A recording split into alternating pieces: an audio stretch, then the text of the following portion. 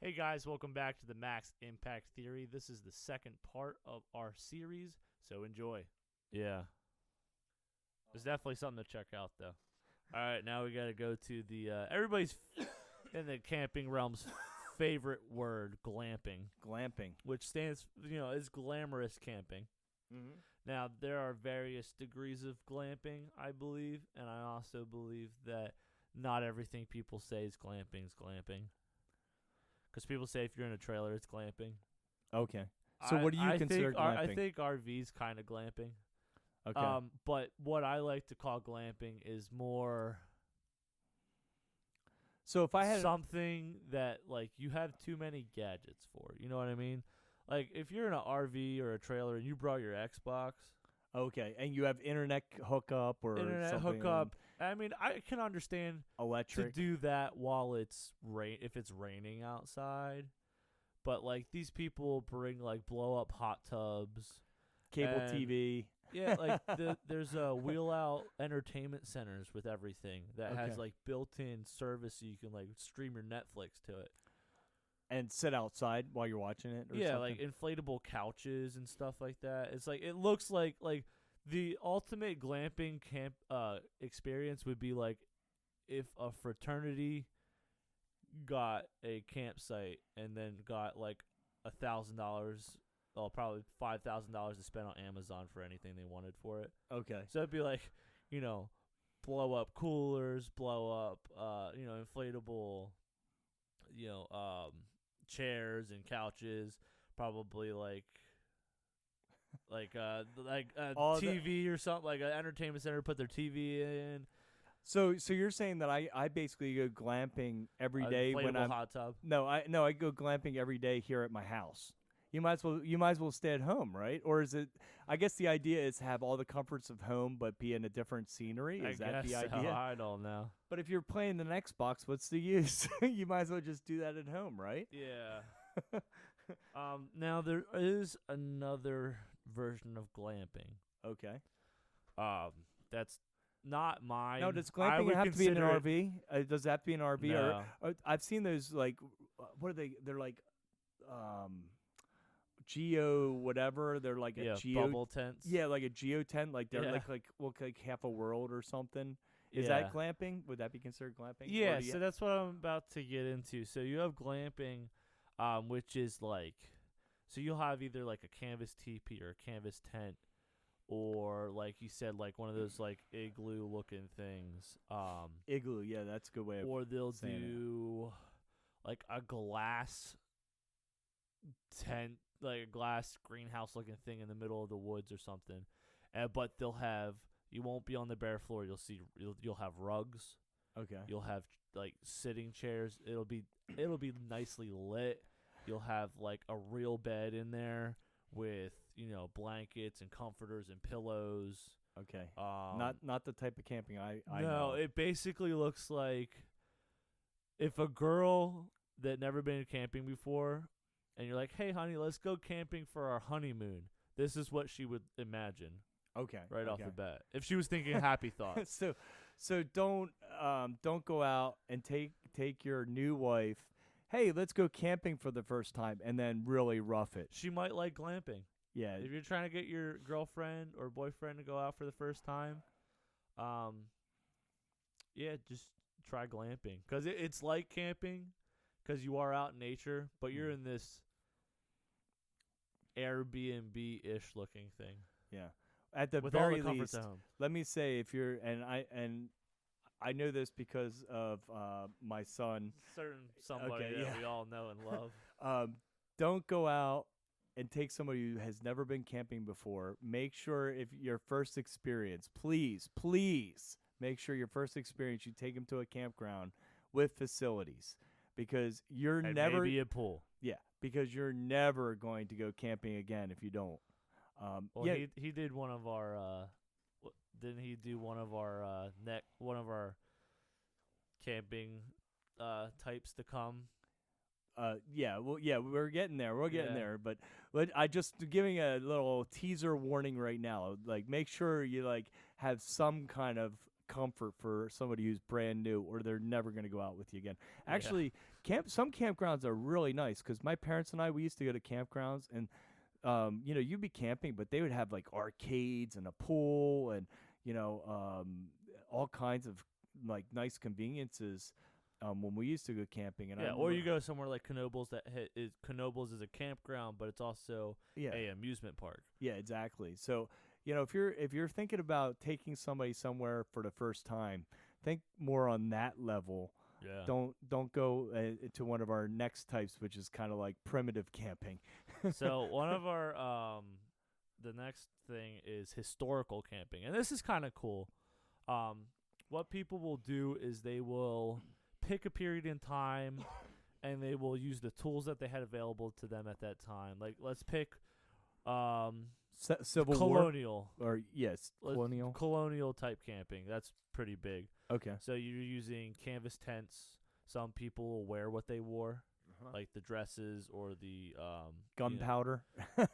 And their guns. I don't know. Maybe people go Bowie that far. knives. I haven't seen anything, but they'll use the tools. They'll use the cooking methods. They'll have like the big cast iron pots. Okay. And stuff. And cook it over a fire.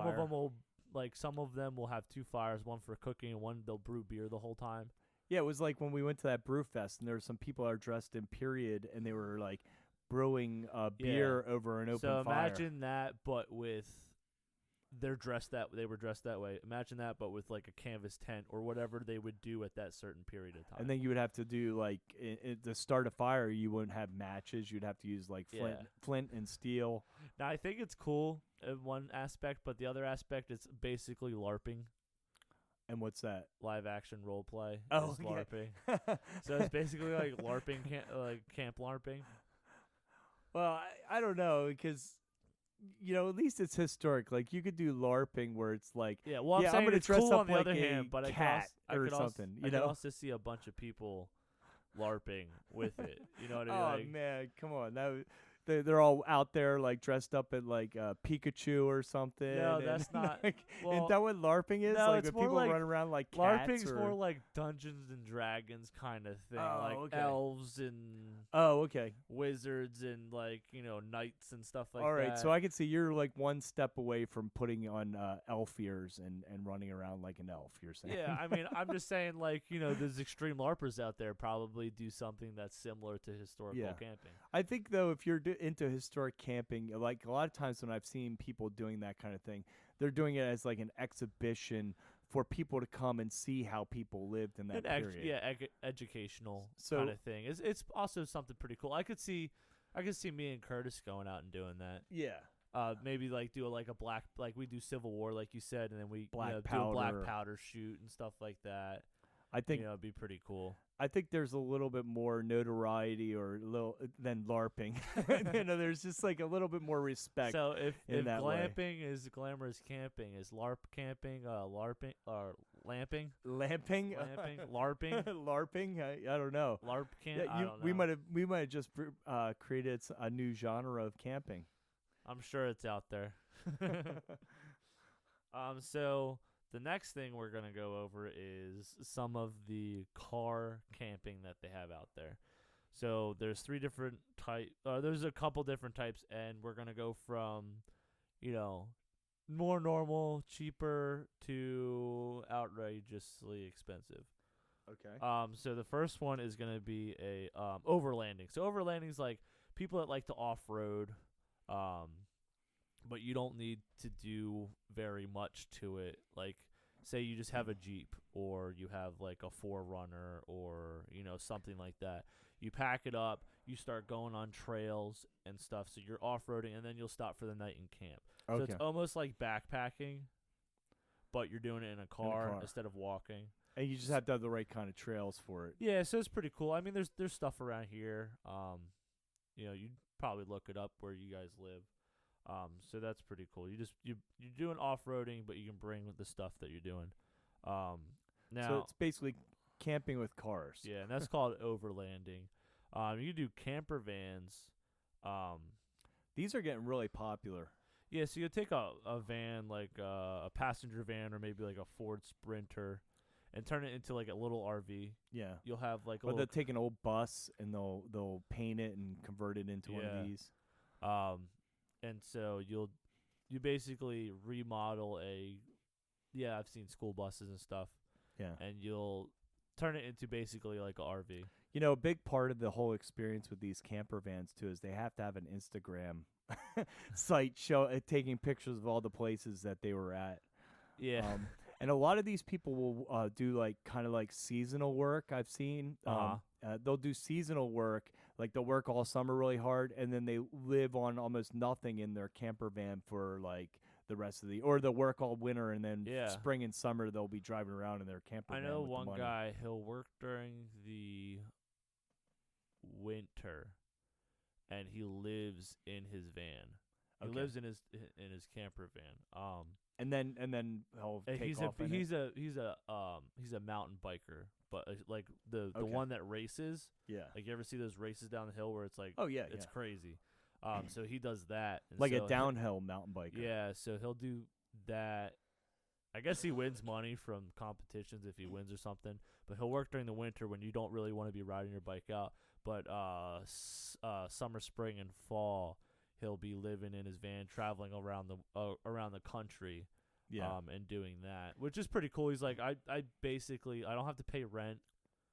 He's like, I was paying rent and doing this, and I was like, why am I paying rent? So he took all his stuff and put it in storage, and then he just got a nicer van and because he wasn't paying money on rent, so he could afford a nicer van. Do you remember when we were over in Home Depot, and I think it was during the summer when we were getting wood for our board breaking, and there was like this van, and it seemed like the van, like they parked right next to us, I believe, and I was like looking at the van, and it looked like something about the van was important, and it had an Instagram tag on it, and I looked them up. I do remember and that. I looked them up, and I actually follow them on Instagram now, and they were like, that's what they do. They like work, and then all spring or like a longer period of time, maybe 6 months out of the year, they kind of travel the country. Yeah. Now, I think they work during the summer, and then in the winter they go to warm places. You know, like they'll drive down. They'll drive down to Florida, Texas, Arizona. I guess you just gotta do with what, like, because the mountain biking guy would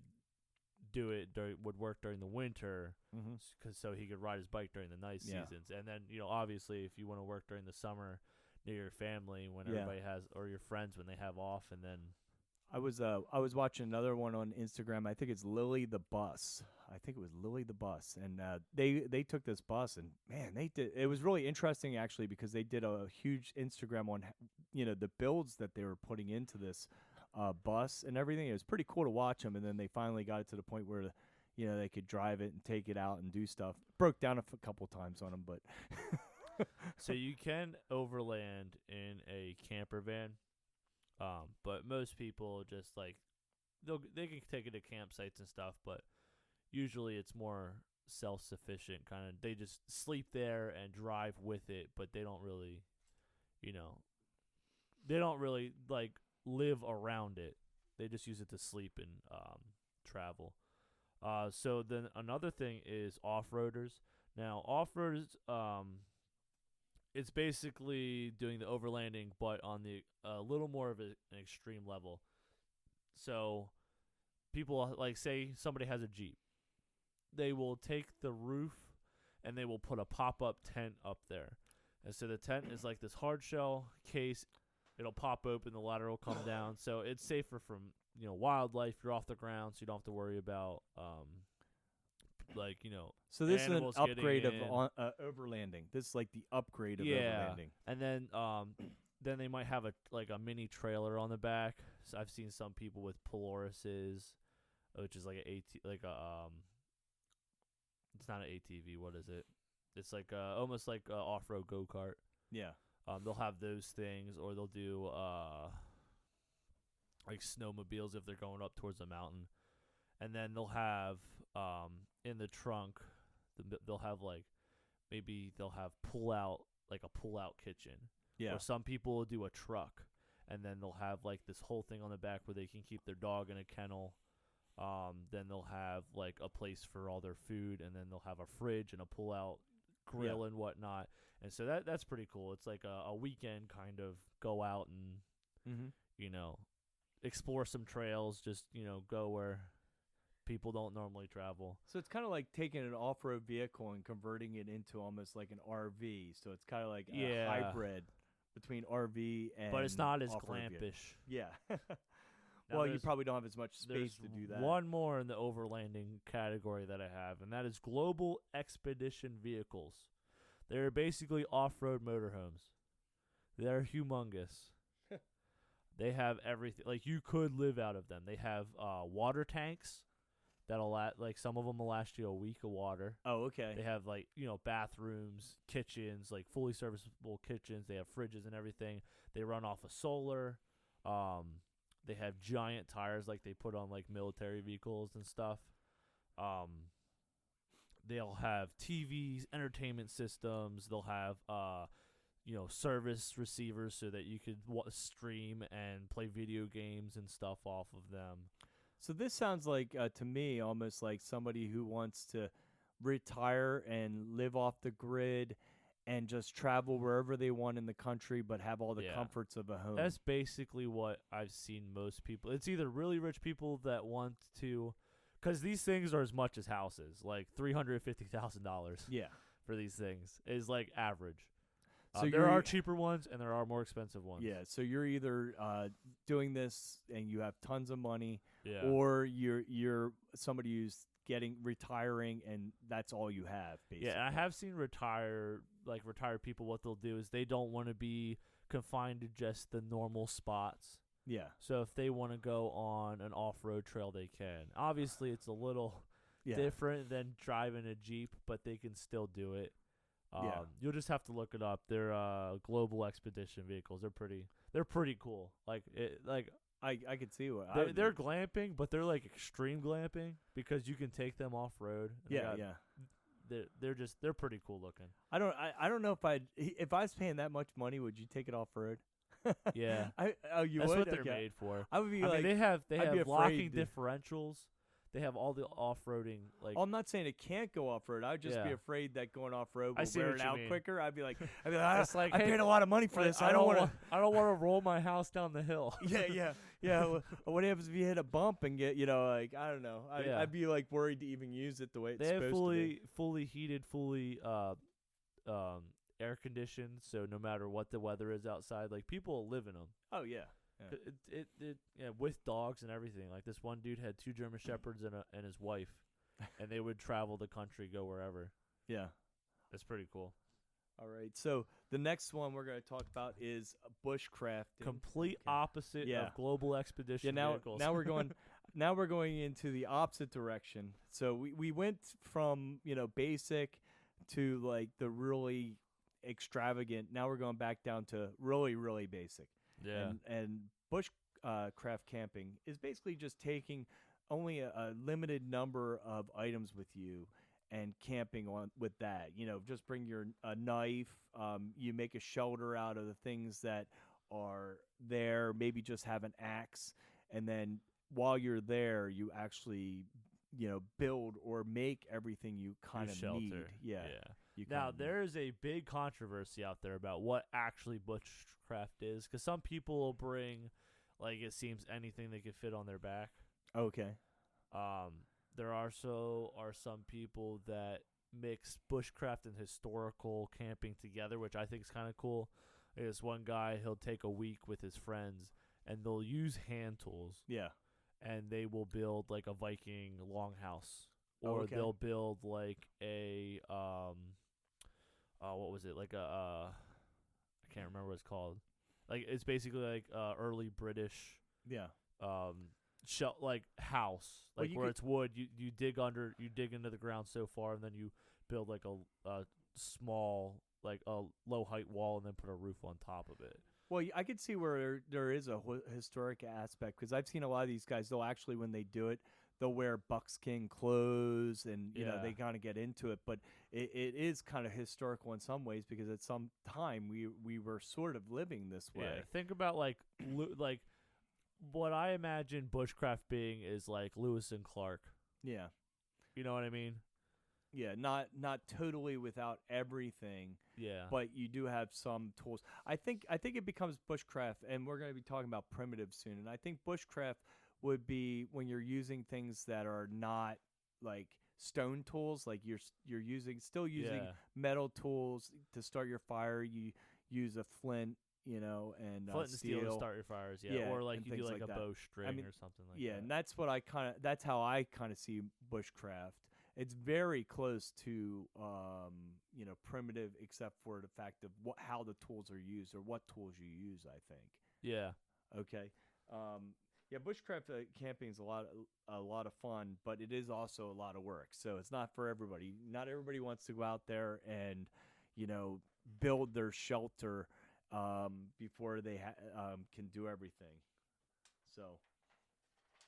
All right, guys. So the next one was just kind of fun for me is stealth camping. Stealth camping. So people will take camper vans, and they'll take a beat up old one, right?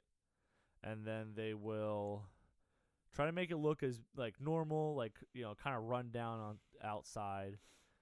They won't fix up the passenger seat or the driver's seat, and then the back they'll basically turn it into like the camper van. But their idea is they'll do like urban camping. Okay. Well, they'll drive to a city and park it on the side of the road and sleep there for the night. And then, they'll go and do whatever.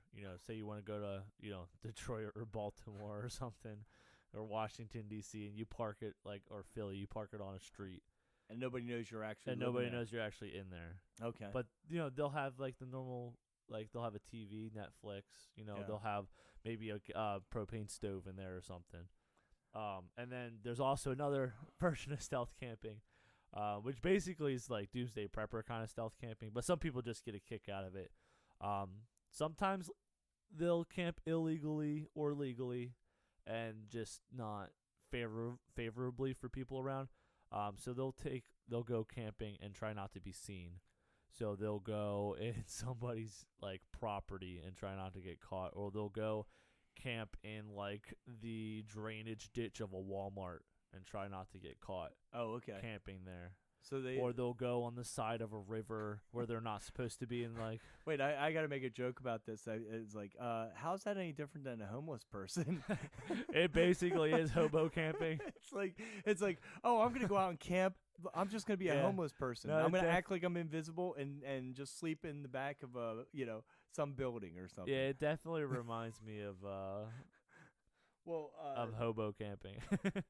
Maybe that's what it should really be called. I want to go back to hobo simulator camping. I thought this the first type of stealth camping where you actually build something. I thought it was funny, and there was a show. I think it's called Two Broke Girls or something. And the one guy, he made a small like a tiny home out of a dumpster.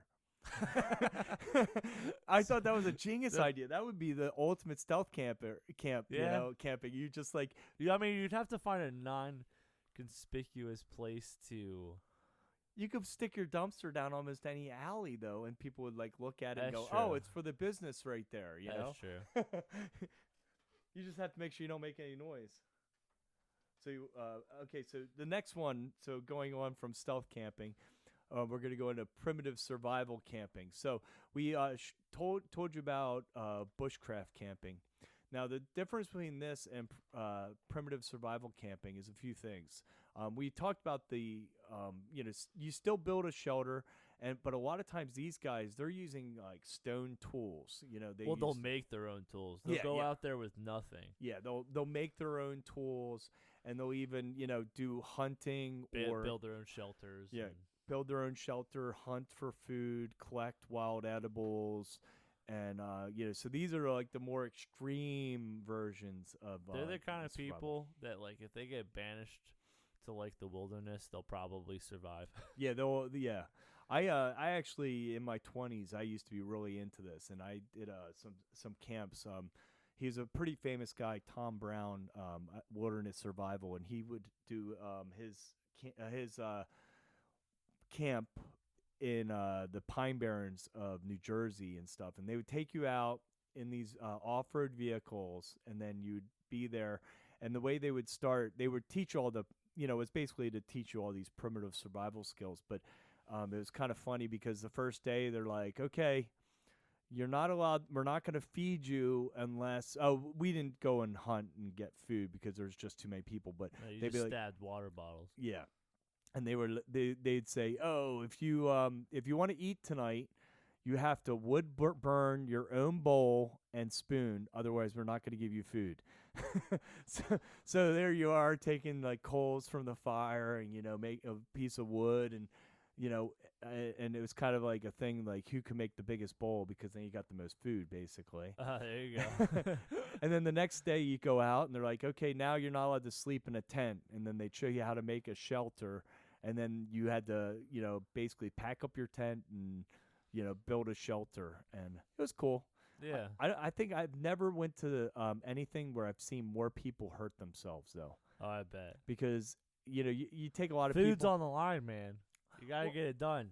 Well, I think a lot of these people go out there with this like version in their mind of what primitive survival is, and they've never even handled a knife before. So most of these people would cut themselves really bad because they just had like, it's kind of like going, oh, I live in the city and I want to have a homestead in the middle of nowhere and live off the land, and you've never even had a garden before. So a lot of these people have never went camping before and then go to primitive survival camping. They didn't go glamping first. Yeah. You gotta go glamping first. Yeah, you got to do something. You should build yourself up to this, Yeah. And but it was cool because they would teach you all these different skills, and they had at one point by halfway through it, and I did 3 or 4 weeks of this in separate occasions, and they would have like all these different projects or crafts that you could do. So you could learn how to flint knap, and they had a flint knapping station, or you could be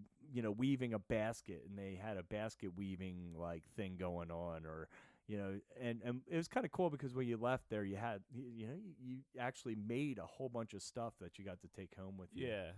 And that's a step up from primitive, but it is still like the same like survivalist. Yeah, well, they were trying kind to of- teach you how to do it. Yeah. How to do primitive camping was basically the idea of it. The cool thing that like I'm sure you've seen things on YouTube too, like guys they'll go out there with nothing, and then they'll get a stick, and then they'll find a rock, and then they'll split the stick into a hoe. Okay. And then they'll go to the riverbank and get a bunch of clay, and then they'll build a fire, And then they'll make a and pot. then they'll make a pot, Yeah. and then they'll go and find some like a rock, and then they'll hit with the other rock, and they'll turn into an axe, and then they'll make an axe handle and shove it in there, and then they'll start cutting down trees, and then they'll build a shelter for themselves, and then like it starts from, all right, I picked up a rock and a stick off the ground, and then Now I have a whole camp. by the end of the week I got like a house, a garden. Are you talking about like the YouTube channel? There's a YouTube channel called Primitive Technologies. Yeah. Now, I like watching him. He's really good, but his projects take a really long time. I'm I mean, sure. Because well, he goes pretty big with them too. Yeah. He doesn't just do it like survivalist. He tries to thrive like. Yeah. But if you look, he actually he does good logging of like he keeps track of how long each thing takes, and he actually puts it in the. If you look at the comment or not the comments, the description, he actually tells you how long everything took, and some of the stuff like he would build a hut out of mud, basically clay, and it would take him a couple months. But well, he's also doing it by himself. Yeah. I think because I've seen other people, it'll be like 2 guys. Mm-hmm. And they'll dig out the side of a hill, and then they'll like line it with mud, and they'll turn it into a swimming pool. Oh yeah, I've seen that kind of stuff. And I've it seen stays videos cool of that. because it's in the hill. Yeah, I've seen videos of guys doing stuff like that. Yeah, so the people will do stuff like that, and it's more than one guy. It'll be like 2 or 3 people. Yeah, so you get things done a lot faster. Well, but they're still only using primitive tools. Yeah, I think this guy, he doesn't do his projects all at one time because I think he probably has a job and does it on weekends and things like that. It's not, but it's pretty amazing. Some of the stuff like he'll make a furnace like with and he'll go out and like forage for stuff too. Yeah. He that's a good channel. And there's another guy I watch, Chad. I think it's Zuber. He does some pretty cool videos that are like primitive, videos of primitive stuff. All right, guys, that's the end of our second part. So we have one more part left in this series. So we will see you guys next week. Don't forget that you guys can contact us at thetheory@maximpactkarate.com, and we will see you guys again next week.